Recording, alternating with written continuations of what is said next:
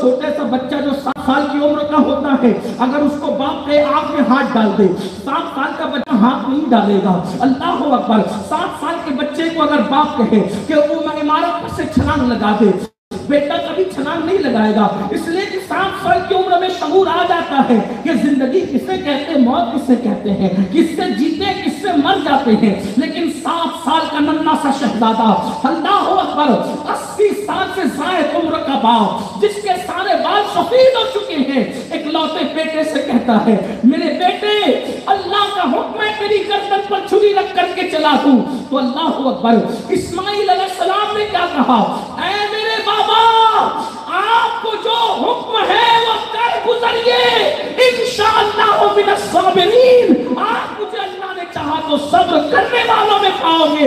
اور بیٹا لیٹ جاتا ہے باپ کے آگے یہ کہتے ہوئے کہ بابا چہرہ سامنے مت رکھنا، بلکہ مجھے اوندا لٹا دینا، تاکہ جب آپ چھری چلا رہے ہو تو باپ بیٹے کی محبت خدا کی محبت میں رکاوٹ نہ بن جائے۔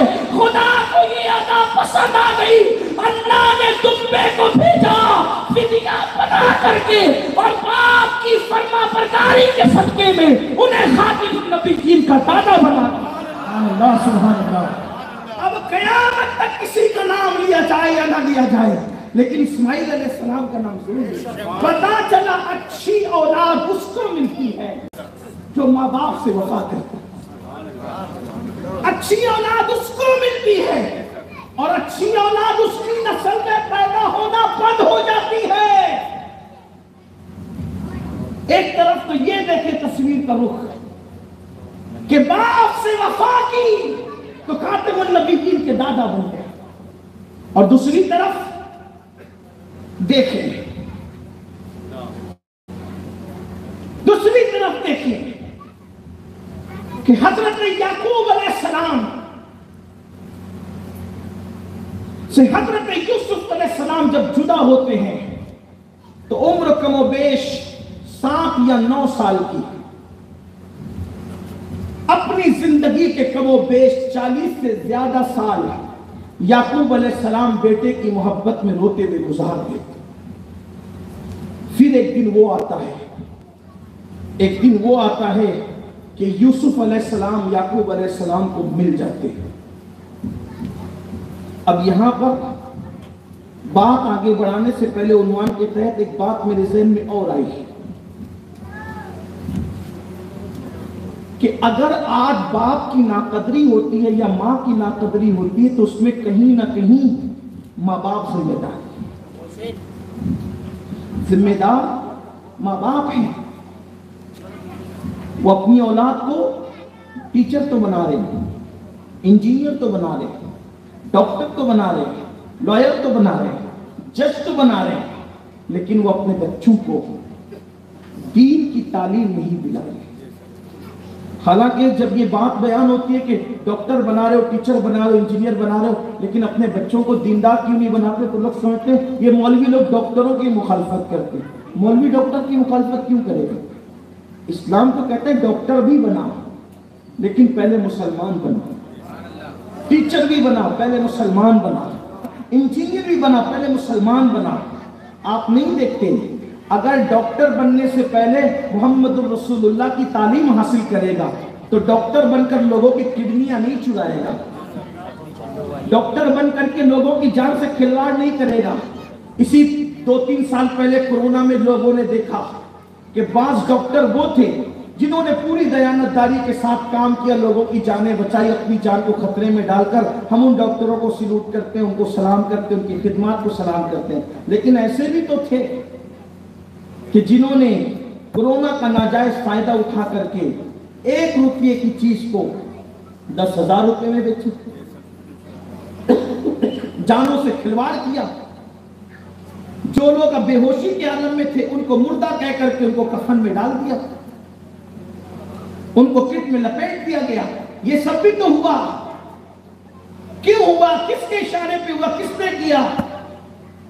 یہ ساری دنیا جانتی ہے، لیکن ہم تو بس اتنا جانتے ہیں کہ جس کے پاس محمد الرسول اللہ اور قرآن کی تعلیم ہوتی تو وہ کسی کو ادمرا کفن میں باندھنے سے سے پہلے سوچتا کہ قرآن کا حکم ہے ایک انسان کو مار دینا پوری انسانیت کو مارنے کے برابر ہے، اور ایک انسان کو بچا لینا پوری دنیا کے انسانوں کو زندگی بچانے کے برابر ہے۔ اسی لیے لوگوں نے دیکھا جب اور ڈاکٹر گھروں میں چھپ کر بیٹھے تھے تو محمد رسول اللہ کا کلمہ پڑھنے والے ڈاکٹر اپنی جانوں کو خطرے میں ڈال کر کے لوگوں کی جانوں کو بچاتے نظر آ رہے ہیں۔ یہ منظر لوگوں نے دیکھا، پورے ہند میں لوگوں نے دیکھا، صرف ہند میں نہیں پوری دنیا میں دیکھا، بلکہ ہم نے تو اپنے شہر مالیگاؤں میں ہمارے شہر کے ڈاکٹروں کو یہ کہتے دیکھا، زندگی اور موت کا مالک صرف اللہ ہے، اگر کسی کو بچانے سے میری جان چلی جاتی ہے تو یہ بھی عبادت ہے۔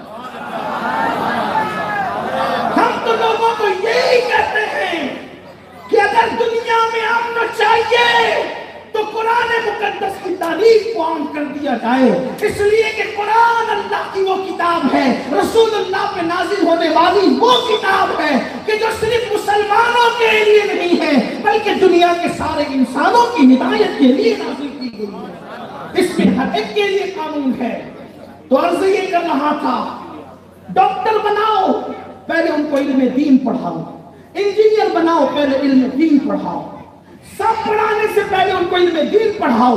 یہ کیا حال ہو گیا کہ باپ مر جاتا ہے، بیٹے کو اتنا علم بھی نہیں ہوتا کہ وہ اپنے باپ کا جنازہ صحیح طور پہ پڑھ سکے، اس کو باپ کا جنازہ بھی پڑھنا نہیں آتا، اس کو باپ کو غسل دینا بھی نہیں آتا، بلکہ بہت سارے بیٹے تو ایسے ہیں کہ سب لوگ نماز جنازہ ادا کرتے ہیں اور بیٹا ہاتھ باندھ کر قبرستان کے کنارے پہ کھڑے ہو کے رو رہا ہوتا ہے، کوئی ہمت کر کے پوچھ لے شہزادے تم کیوں نماز نہیں پڑھتے تو وہ کہتا ہے کہ میں نے کھڑے ہو کر کے صبح پیشاب کر لی تھی اور اچانک باپ کا انتقال ہو گیا تو مجھے غسل کرنے کا موقع بھی نہیں ملا، اس لیے میں اپنے باپ کی نماز جنازہ میں شریک نہیں ہو سکا۔ کتنا کم نصیب ہے وہ باپ جس نے دولت کا وارث تو بنایا، جس نے مال کا وارث تو بنایا، جس نے دکان کا وارث تو بنایا، کتنا کم نصیب ہے وہ باپ جس نے اپنے بیٹے کو سب سکھایا لیکن محمد رسول اللہ کا دین نہیں سکھایا، حضور کا دین نہ سکھا کر پھر اپنی اولاد سے یہ توقع کرتے ہو کہ ہماری اولاد ہم سے وفا کرے گی، ہماری اولاد ہم سے محبت کرے گی، ہماری اولاد ہماری خدمت کرے گی۔ نہیں نہیں، اللہ اکبر، تو بات دور نہ نکلے، اس لیے کہ ابھی آپ کو قبلہ حضور امیر محترم کی گفتگو سننی ہے اور وہ تھوڑی دیر میں تشریف لانے والے ہیں۔ اللہ اکبر، حضرت یعقوب علیہ السلام بیٹے کی محبت کے اندر 40 سال سے زیادہ تک روتے رہے، اس سے ان جوانوں کو بھی فکر کرنا چاہیے، باپ تو باپ ہوتا ہے، باپ اگر نبی بھی ہو تو بیٹے کی محبت میں کتنا ہوتا ہے، بیٹے سے کتنا پیار ہوتا ہے، بیٹے سے محبت کتنی ہوتی ہے، بیٹے سے الفت کتنی ہوتی ہے، لیکن بارے بیٹے باپ پوری زندگی اپنی اولاد سے پیار کرتا ہے۔ اللہ اکبر،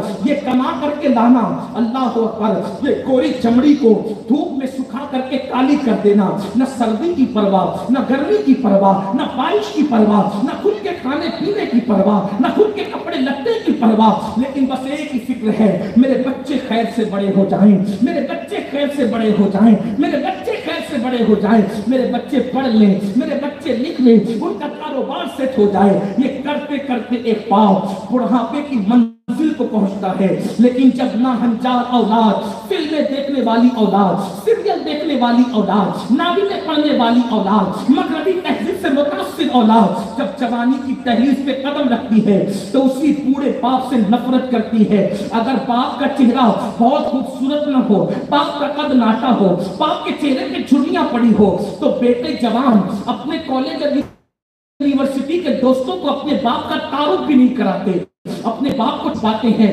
جب میں اسکول پڑھتا تھا تو میں بہت سارے لڑکوں کو دیکھتا تھا کہ اگر ان کی ماں یا ان کا باپ اسکول میں ٹیچر سے ملنے آ جائیں تو وہ وہیں پر اپنے ماں باپ پہ ناراض ہوتے تھے، تم کیوں آئے، تمہیں کیوں آنے کی کیا ضرورت تھی؟ وجہ یہ ان کے بدن پہ کپڑے میلے ہوتے تھے، ان کے بدن پہ کپڑے پھٹے ہوتے تھے، ان کے چہرے پہ جھریاں پڑی ہوتی تھی، اس لیے وہ شرماتے تھے کہ میں اپنے باپ کا تعارف اپنے دوستوں سے کیسے کراؤں۔ مگر یاد رکھو، اللہ اکبر، یہ مغربی تہذیب کی گندگی ہے کہ ماں باپ کے چہرے پہ جھریاں پڑ جائے تو لوگ تعارف نہیں کراتے، ماں باپ غریب ہو تو لوگ تعارف نہیں کراتے، لیکن یہ محمد رسول اللہ کی سنت ہے۔ ایک شخص حضور کے پاس آ کر کے کانپنے لگتا ہے تو میرے آقا فرماتے ہیں مجھ سے نہ ڈرا کرو، میں کوئی بادشاہ نہیں ہوں، میں اس غریب ماں کا بیٹا ہوں جو گوشت سکھا کر کے کھایا کرتی تھی۔ حضور نے اپنی ماں کے بغیر غربت کا تعارف کرایا اور ہمیں بتایا کہ غریب ماں باپ کا تعارف کرانے میں نہ شرمانا، اس لیے کہ غربت عیب نہیں ہے، ماں باپ سے بے وفائی کرنا یہ ہے۔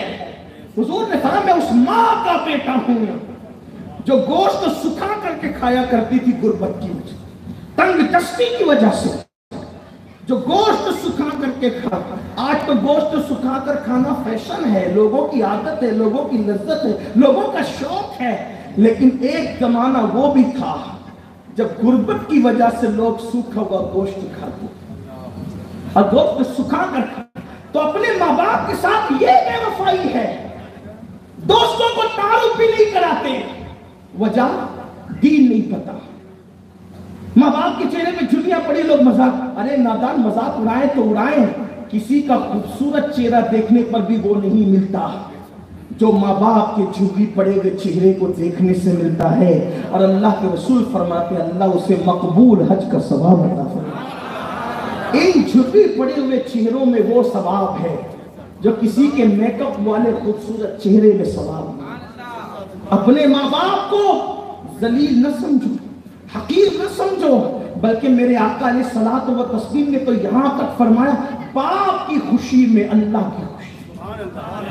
اگر باپ راضی تو اللہ راضی ہے، باپ ناراض ہے تو اللہ ناراض ہے۔ لیکن ہماری بھی فکر یہ ہونی چاہیے کہ اولاد کی تربیت کریں۔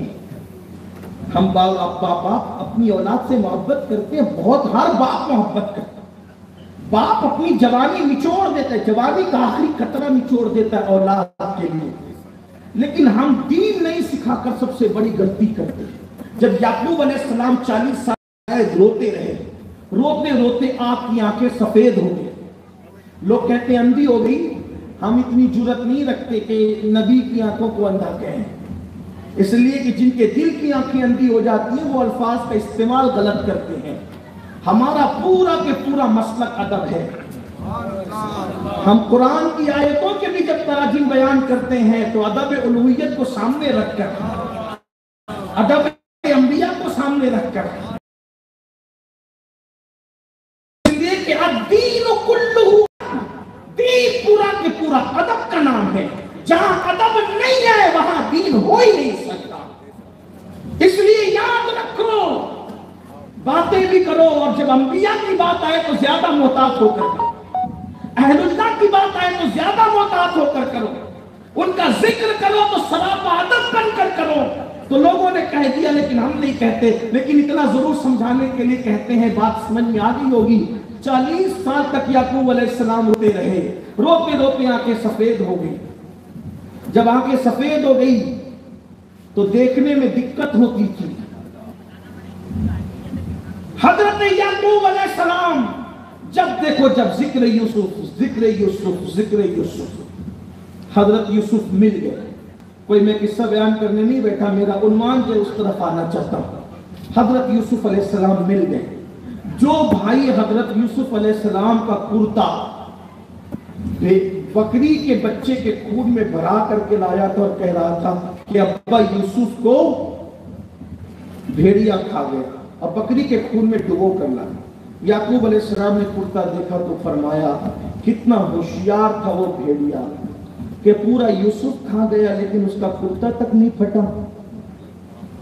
کہ بھیڑیا جب انسان کو کھائے گا تو کرتا تو پھٹے گا نا، کرتا پہلے پھٹے گا پھر انسان، وہ کرتا صحیح سلامت لا کر کے کہتا ہے کہ یوسف کو بھیڑیا، اور روتے ہوئے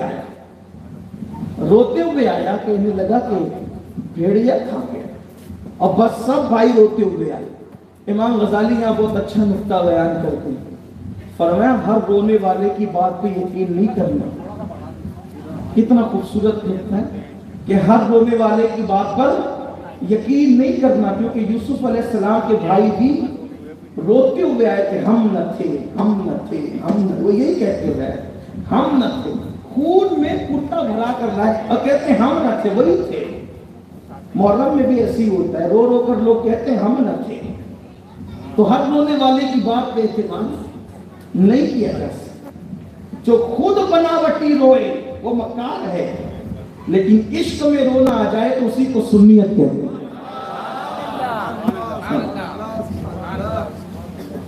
ماہ محرم میں بہت روتے ہیں، لیکن امام غزالی کے ہر رونے والے کا اعتبار نہیں کرنا، کیونکہ یوسف علیہ السلام کے بھائی بھی آئے تھے تو روتے ہوئے آئے تھے.